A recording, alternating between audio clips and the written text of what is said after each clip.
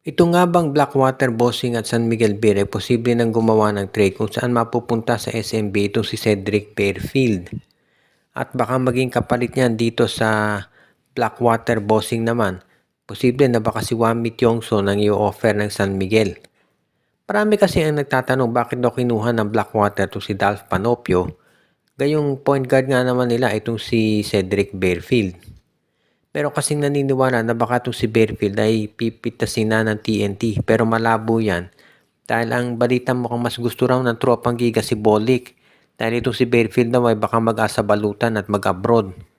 So malamang nga, itong si Fairfield kaya kinuha ng Blackwater itong si Panopio dahil nakita na nila na gusto na rin umalis sa bossing. So malamang itong si Fairfield i-trade na yan sa San Miguel kapalit ni Wami Tiongson.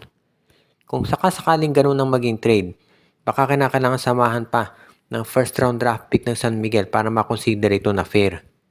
Ngayon, kapag natuloy yung nabanggit na trade, dito talaga natin makikita na maganda kalalabasan yan para sa San Miguel, pati na rin sa Blackwater dahil siyempre kung ayaw na ni Fairfield sa kupunan mo, mas mabuting i-trade mo na kaysa naman bigla na lang umalis at magpuntang abroad katulad nung ginawa ni Jamie Malonzo. So, kung ikaw ang San Miguel at makuha mo si Fairfield, yan ang magandang point guard talaga na ipares dito kay Junmar Fajardo dahil ito isang legitimate scoring threat. Hindi yan pwedeng basta-basta iwanan na lang nang hindi nagkakaroon ng bantay. Kaya mukhang ganyan talaga magiging sitwasyon dito kung saan gaganda laro nitong si Cedric Fairfield dito sa San Miguel. At para naman mangyari yan, sa tingin ko itong San Miguel gagawa rin ng paraan yan para naman maengganyo itong Blackwater na mag-offer talaga sa kanila. If ever matuloy nga yung offer ng San Miguel Beer para dito kay Cedric Fairfield, asahan natin na bigla na talagang magiging approve agad ng PBA. Ito namang Raynor Shine Elasto Painters, maraming question tungkol dito sa kanilang lineup dahil napakarami nilang players na kinuha dito sa draft. So ang tanong, ang dami doon sa mga kinuha nila ay mga wingmen din, mga power forward, meron din big men halo-halo. Ang problema kasi sa ROS ngayon, sobra-sobra na sila dito sa mga guards at forwards, mga wingmen. Of course, nabanggit natin sila Lemeti, si Asisio, si Caraco, si Gion Mamuyak, si Jonathan Clarito, nandyan lahat. Of course, ito si Leonard Santillan, doon sa power forward nila, si Kaylan Tiongson, si Bob Belga, si Kit Dato, Luis Villegas. Sa totoo lang, loaded na yung lineup ni Coach Yeng Yao.